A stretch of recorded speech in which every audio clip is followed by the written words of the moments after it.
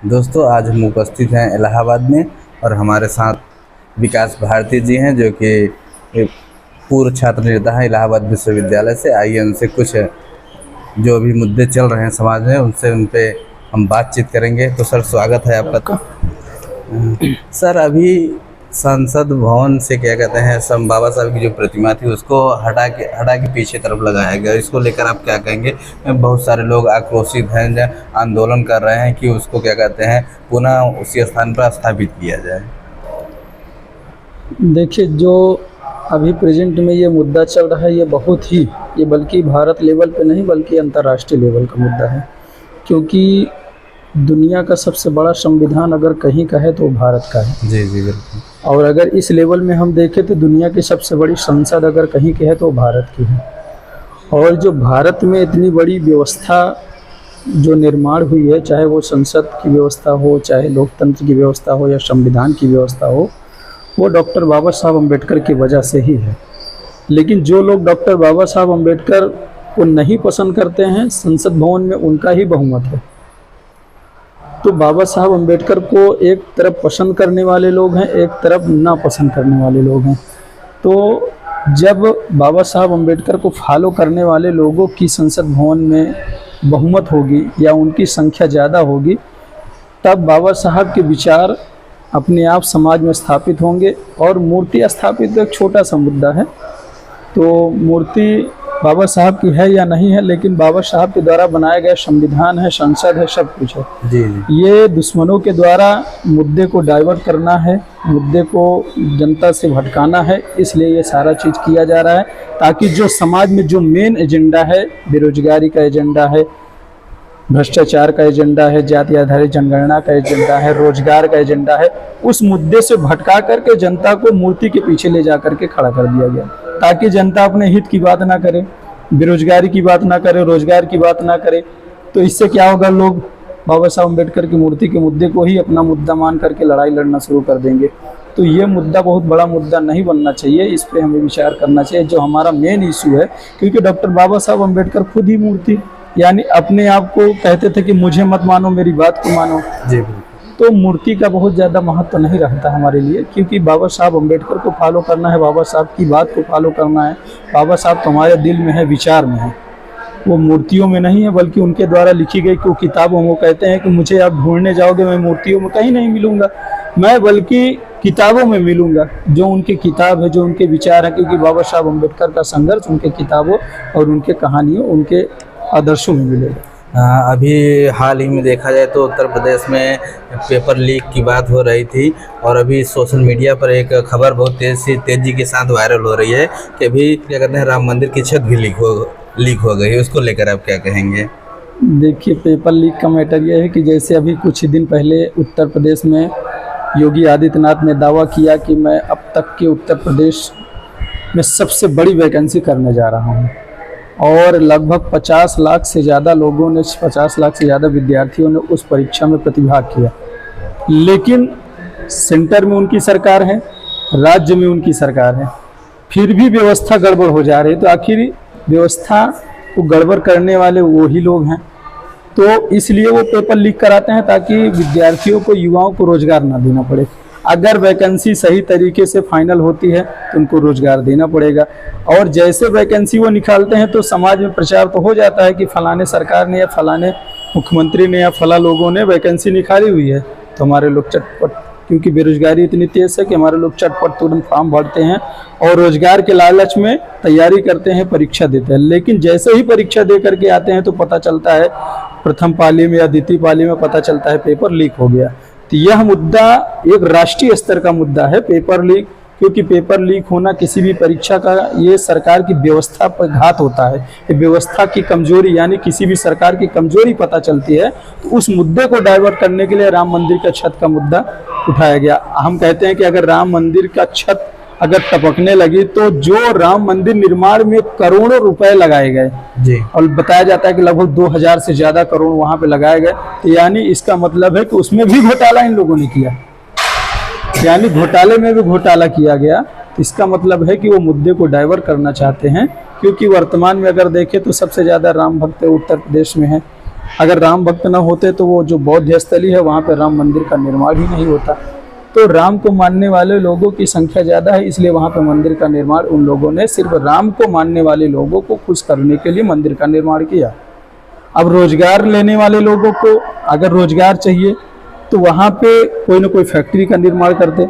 अगर वो रोजगार के बजाय अगर वो विद्यार्थियों के समर्थन में होते तो कोई ना कोई यूनिवर्सिटी खोलते। तो ये सारा चीज़ खोलना चाहिए। इसका मतलब है कि वो युवाओं और विद्यार्थियों के विरोध में जा करके सरकार काम कर रही है और मुद्दे को भटकाने के लिए गलत मुद्दे को डाइवर्ट करके सामने ला रही है। अभी वर्तमान समय में देखा जाए तो आउटसोर्सिंग और संविदा कर्मचारियों को बहुत बड़े पैमाने पर बढ़ावा दिया जा रहा है। तो भारतीय जनता पार्टी अनुसूचित वर्ग अनुसूचित जो प्रकोष्ठ है उनका, भारतीय जनता पार्टी अनुसूचित प्रकोष्ठ के लोगों ने मतलब कि ये क्या कहते हैं संविदा कर्मचारियों के में भी आरक्षण की मांग की है। इसको लेकर आप किस नज़रिए से देखते हैं, या संविदा कर्मचारियों की जो जीवन है क्या समस्याएं आती है इसको लेकर आप क्या कहेंगे? उनको परमानेंट नहीं किया जा रहा है, जो तमाम दिक्कतें आ रही हैं उसको लेकर आप क्या कहना चाहेंगे? देखिए, जो लोग यह डिमांड करते हैं कि हमें संविदा के आधार पर वैकेंसियाँ मिल रही है उसमें आरक्षण हो, पहला नंबर उनका मांग ही गलत है। हम कहते हैं आप संविदा के आधार पर क्यों? हम कहते हैं जो निजीकरण या फिर ठेकेदारी प्रथा हर विभाग में लागू हो रहा है, आप सीधा उस ठेकेदारी प्रथा को ही विरोध करिए, क्योंकि संविधान ने सरकारी विभाग में ऑलरेडी आपका रिजर्वेशन लागू किया है और वहाँ पे अगर आपको रिजर्वेशन मिलेगा तो हमेशा के लिए मिलेगा और परमानेंटली आपको रिजर्वेशन मिलेगा और आपके लिए ही नहीं बल्कि आने वाली जनरेशन के लिए भी उसमें व्यवस्था है कि बाप सर्विस करता है तो बेटा भी सर्विस कर सकता है, लेकिन बेटा अगर उस योग्य है तो वह सर्विस कर सकता है। तो जो लोग योग्य नहीं हैं वो लोग इस व्यवस्था को ख़त्म करना चाहते हैं और जितने भी सरकारी सेंटर हैं उसको ख़त्म करके निजीकरण करना चाहते हैं, उसका ठेकेदारी प्रथा करना चाहते हैं, ताकि उस जगह पे जहाँ पे आरक्षण आखिर कहाँ पे लागू होता है? सरकारी संस्थाओं में लागू होता है। अगर वही सरकारी संस्था प्राइवेट हो जाएगा तो वहाँ पे आरक्षण अपने आप शून्य हो जाएगा, अपने आप शून्य हो जाएगा। तो आप कहते हो संविधान में अभी हमको आरक्षण चाहिए, तो भाई ये आपकी मांग ही गलत है। आप सीधा उसका विरोध करिए कि हमको सरकारी डिपार्टमेंट का हमको निजीकरण पसंद ही नहीं है। सरकारी विभाग होना चाहिए, बल्कि बेरोजगारी को देखते हुए देश में अन्य सरकारी विभाग का विस्तार हो, उसके डिपार्टमेंट बढ़ाए जाएं। जैसे स्वास्थ्य विभाग है तो हर जिले में मेडिकल कॉलेज की आवश्यकता है, तो मेडिकल कॉलेज निर्माण होगा तो वहाँ पे कर्मचारियों की आवश्यकता पड़ेगी, तो उनको ठेके पे रखने के बजाय आप परमानेंटली रखें। तो ये सारा चीज़ होना चाहिए। तो हमें संविदा विभाग में आरक्षण लेने की आवश्यकता नहीं है, बल्कि हमें ठेकेदारी प्रथा को रोक करके सरकारी संस्थाओं को बचाना है और सरकारी संस्थाएं बचेंगे तभी हमारा आरक्षण बचेगा, हमारा संविधान बचेगा, हमारे हक अधिकार बचेंगे, हमारी जनरेशन के लिए सारी अधिकार सुरक्षित रहेंगे।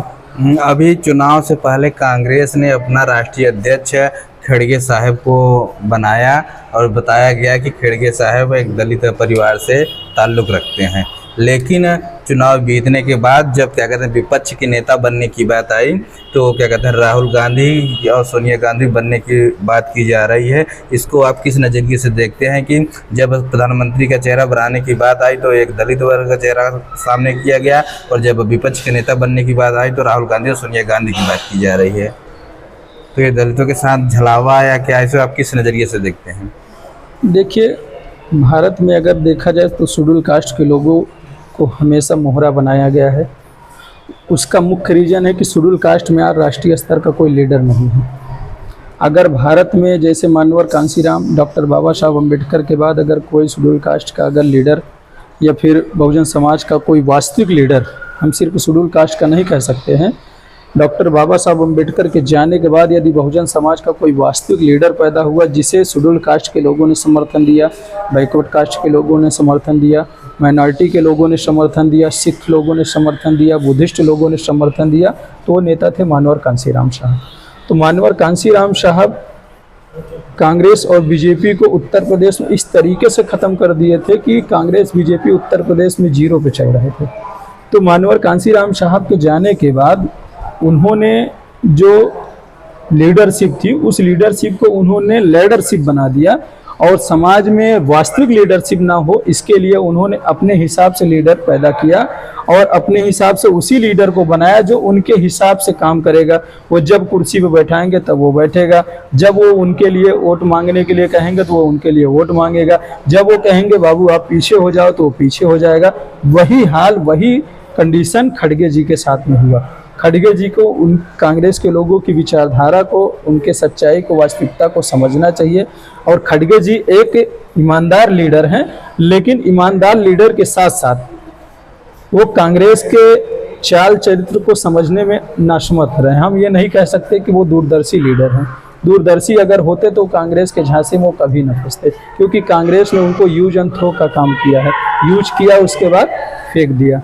आज वही कंडीशन है। तो खड़गे जी को अपने भविष्य की राजनीति को तय करना चाहिए और कांग्रेस से उनको जितनी जल्दी हो सके, अगर वास्तविक में अगर समाज को बचाना है, आखिर खड़गे जी के नाम पे शेड्यूल कास्ट के लोगों ने कांग्रेस का समर्थन किया। राहुल गांधी या प्रियंका गांधी या सोनिया गांधी के नाम पे शेड्यूल कास्ट के लोगों ने उनको वोट नहीं दिया, क्योंकि शेड्यूल कास्ट के लोगों ने कांग्रेस को नापसंद कर दिया था। ये मानवर कांसी राम साहब की देन थी। तो उस चीज को जो शेड्यूल कास्ट के लोग कांग्रेस से भाग रहे थे, कांग्रेस से बाहर जा रहे थे, कांग्रेस से अलग हो रहे थे, तो उसको दोबारा कांग्रेस में खींचने के लिए, लाने के लिए खड़गे जी का चेहरा इस्तेमाल किया है उन लोगों ने। अभी आप क्या कहते हैं, विद्यार्थियों के अगुवा रहे हैं, आप इलाहाबाद विश्वविद्यालय से छात्र संघ का अध्यक्ष पद का चुनाव भी लड़ा आपने। तो अभी अगर देखा जाए तो उत्तर प्रदेश में फीस वृद्धि को लेकर काफ़ी बच्चे आंदोलन कर रहे हैं कि इतना ज़्यादा फीस वृद्धि कर दी गई है। इसको आप किस नज़रिए से देखते हैं? देखिए, पहले ही हमने बताया कि वर्तमान में जो लोग, जिनकी सरकार है, वो विद्यार्थियों के समर्थन की सरकार नहीं है, विद्यार्थियों के हित की सरकार नहीं है। अगर वो विद्यार्थियों के हितैषी होते तो वर्तमान में पूरे दुनिया में जितनी भी सरकारें हैं, भारत को छोड़ दे दुनिया में जितनी भी सरकारें हैं, वो अपने विद्यार्थियों को, अपने लोगों को, अपने कर्मचारियों को मजबूत करने का हमेशा काम करती है। लेकिन भारत में इकलौती ऐसी सरकार है जो विद्यार्थियों को, युवाओं को, किसानों को, मजदूरों को हमेशा कमज़ोर करने के लिए काम करती है। इसीलिए फीस वृद्धि कर रहे हैं, ताकि जो दबे कुचले समाज के लोग हैं, जैसे इलाहाबाद विश्वविद्यालय में फीस वृद्धि का मामला चला तो हम लोगों ने वहाँ पे आंदोलन किया, प्रोटेस्ट किया। इलाहाबाद विश्वविद्यालय एक ऐसा प्लेटफॉर्म है, एक ऐसा सेंटर है जहाँ पे हर समाज के लोग, दबे कुचले, निम्न वर्ग के लोग, उच्च वर्ग के लोग एक साथ में वहाँ पे पढ़ाई करते हैं, अध्ययन करते हैं। और इलाहाबाद विश्वविद्यालय से ही भारत में बहुत बड़े लीडर पैदा हुए, IAS PCS बने हुए। हर देश के हर कोने कोने में यहाँ के विद्यार्थी जा करके आज देश में कार्यभार संभाल रहे हैं। तो ये चीज़ उनसे देखा नहीं जा रहा है, इसीलिए उन्होंने फीस वृद्धि किया, ताकि जो दबे कुचले लोग हैं, जो निम्न वर्ग के लोग हैं, वो यहाँ तक ना जा पाए। और इसीलिए उन्होंने महंगाई बढ़ाई, ताकि उनके पास साधन संसाधन कम होगा। साधन संसाधन कम होगा तो वो पढ़ाई, उस तरीके के उच्च लेवल की पढ़ाई नहीं कर पाएंगे। उच्च लेवल की जब पढ़ाई नहीं कर पाएंगे तो उच्च लेवल का कंपटीशन वो नहीं कर पाएंगे। तो सीधा कहेंगे कि देख लीजिए आपकी सीट खाली है और आपके लोग आ नहीं रहे हैं, इसलिए इसको फिर वो अपने माध्यम से, जैसे कि अभी ESW लगा करके वो वैकेंसियों में हस्तक्षेप कर रहे हैं और उस पर कब्जा कर रहे हैं, उसी तरीके से वो करना चाहते हैं। और वो विद्यार्थी और युवाओं के समर्थन में नहीं है, वो विरोध में है, इसीलिए वो फीस वृद्धि लगातार कर रहे हैं। इस वीडियो के माध्यम से हमारे दर्शकों को आप क्या संदेश देना चाहेंगे? देखिए, इस वीडियो के माध्यम से हम लोगों को यही संदेश देना चाहते हैं कि जो समाज में सच दिखाने का काम कर रहा हो तो समाज को उनको साथ सहयोग करना चाहिए, क्योंकि समाज में ऐसे बहुत कम ही लोग हैं कि जो वास्तविक में समाज की बात को समाज तक पहुंचाने का काम कर रहे हैं। वर्तमान में बहुत सारे मीडिया वाले हैं, बहुत चैनल वाले हैं, वो सिर्फ उन्हीं की बात करते हैं, उन्हीं को दिखाते हैं, जो सिर्फ उनकी सुनते हैं, लेकिन जनता के लिए कोई भी कार्य नहीं कर रहा है। क्योंकि वर्तमान में जनता के हित में अगर आपको काम करना है, तो जनता की आवाज़ को सुनाना है, तो जनता के बीच में आपको जाना पड़ेगा। जिस तरीके से आप समाज में जा रहे हैं, तो हम यही कहते हैं कि समाज आपका ज़्यादा से ज़्यादा साथ सहयोग करे, ताकि आपका मनोबल बना रहे। क्योंकि अगर जो समाज में कार्य कर रहे हैं, अगर हम उनका मनोबल नहीं बढ़ाएंगे तो वो फिर आगे चल कर के काम वो कहीं ना कहीं बाधित होगा, काम रुक सकता है।